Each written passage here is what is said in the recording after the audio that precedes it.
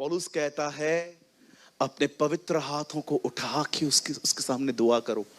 बैठ जाइए आप लोग। अब मैं आपको कुछ समझाना चाहता हूं।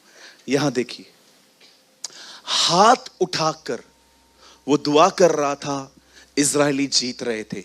उसके हाथ नीचे हो रहे थे, इजरायली हार रहे थे। एक बात तो साफ है, प्रार्थना ताकत प्रोवाइड करती है।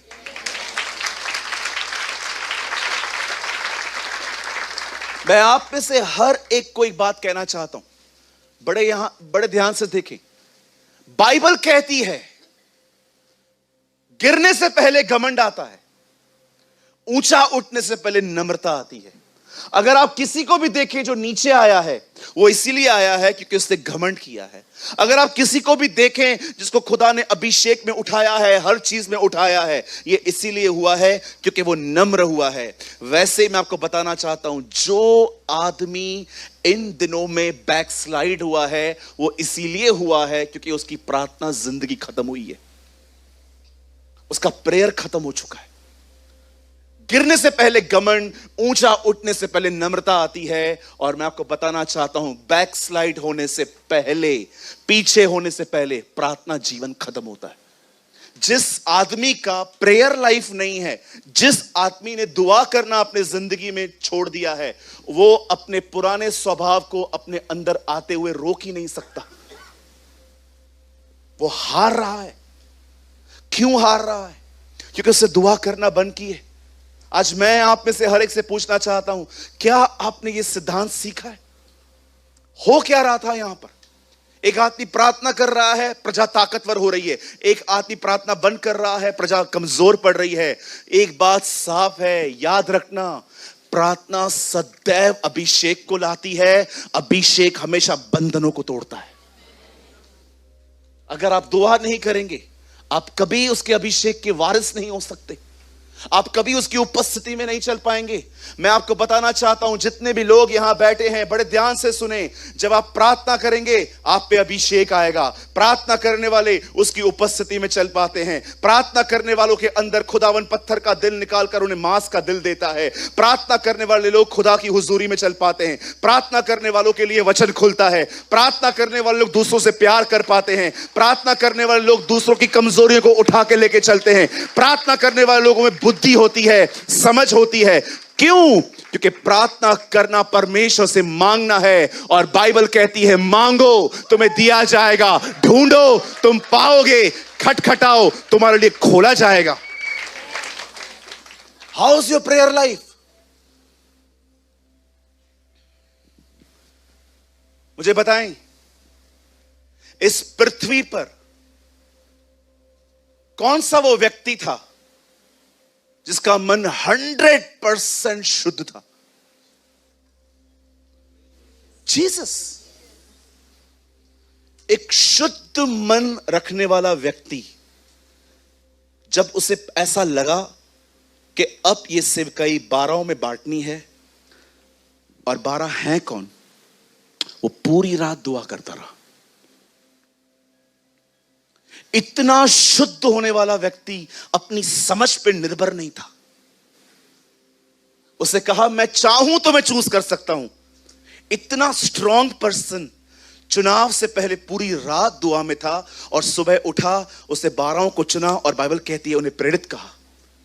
कभी आपने सोचा है, इस दुनिया का इतना शुद्ध पवित्र व्यक्ति भी चुनाव से पहले पूरी रात प्रार्थना कर रहा था, क्योंकि वो अपनी समझ पे निर्भर नहीं था।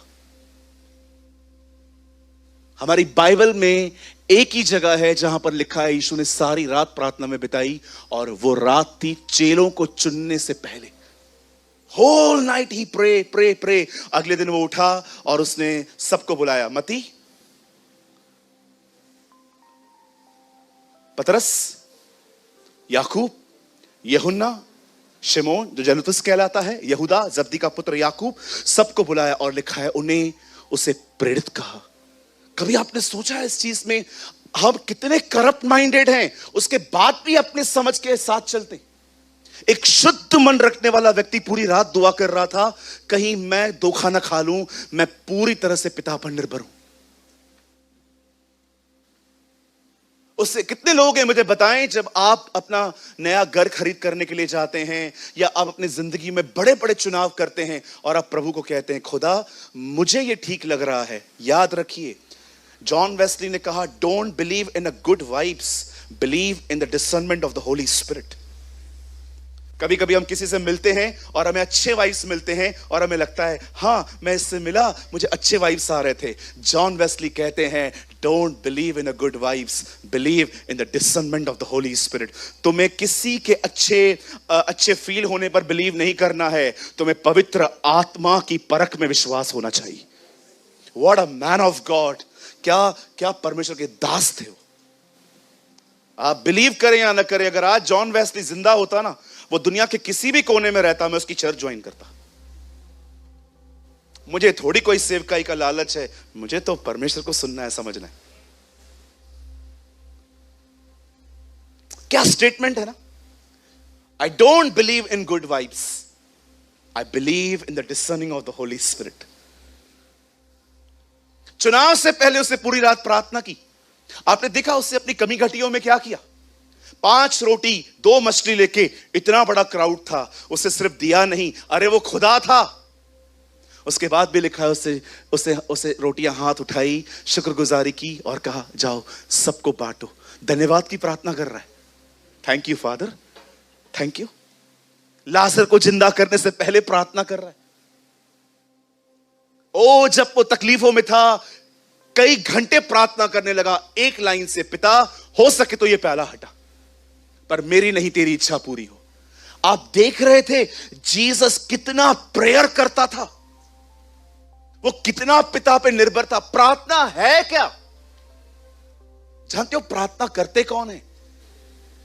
याद रखिए, prayer is a sign of helplessness. एक असहायक जिंदगी का चिन्ह है प्रार्थना। जो अपने आप में सच में गरीब हैं, आत्मा में गरीब, वही लोग दुआ करते हैं। पर मैं आपको बताऊं, समझदार, बुद्धिमान, ताकतवर कभी प्रेयर नहीं करते। वे हमेशा कहते हैं मुझे मत सिखाओ, मैं कर लेगा रे। अरे एक कमजोर व्यक्ति पता है क्या करता है?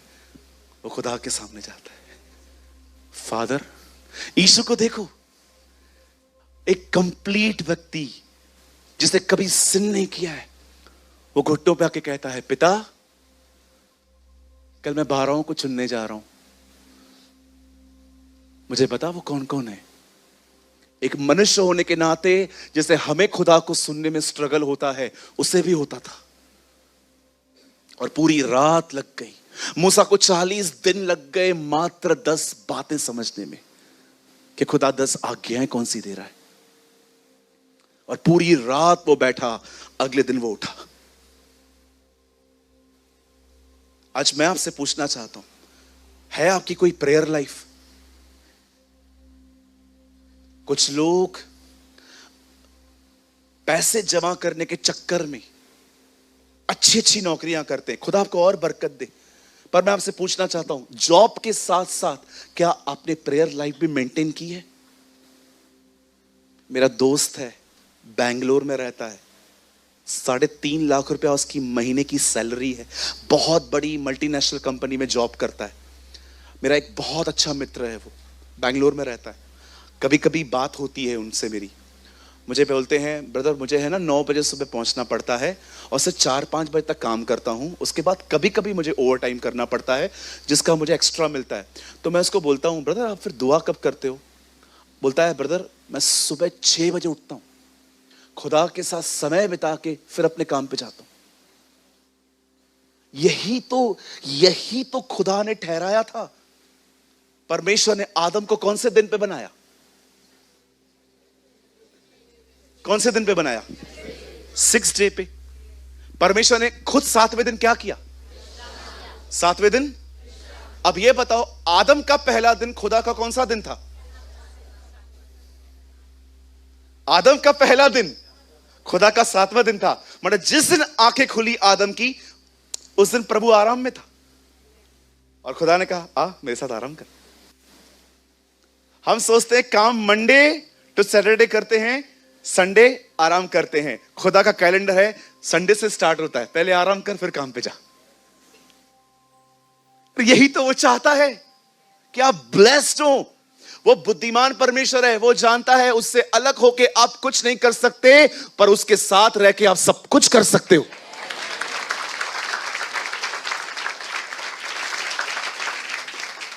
वो पूरी रात प्रार्थना कर रहा था, वो गसमनी में प्रार्थना कर रहा था, वो क्रूज पे प्रार्थना कर रहा था, हे पिता इन्हें माफ कर, ये नहीं जानते। उसे फरीसियों को कहा तुम्हारी प्रार्थनाएं गलत हैं, तुम प्रार्थना में घमंड करते हो कि मैं ये देता हूं, मैं वो देता हूं, तुम्हें इस पापी की तरह प्रार्थना करनी चाहिए जिसने कहा मैं अपनी आंखें ऊपर भी नहीं उठा सकता खुदा।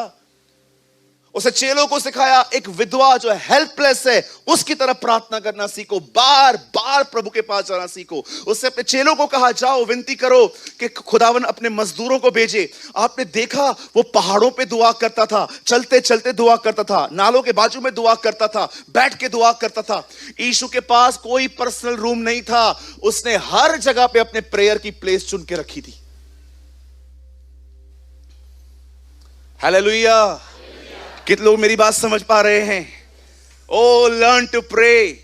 10 मिनट प्रार्थना करने वालों 20 मिनट पे आओ, 20 मिनट प्रार्थना करने वालों 40 पे आओ, 1 घंटा प्रार्थना करने वाले 2 घंटे पे आओ। ग्रो करो प्रेयर में।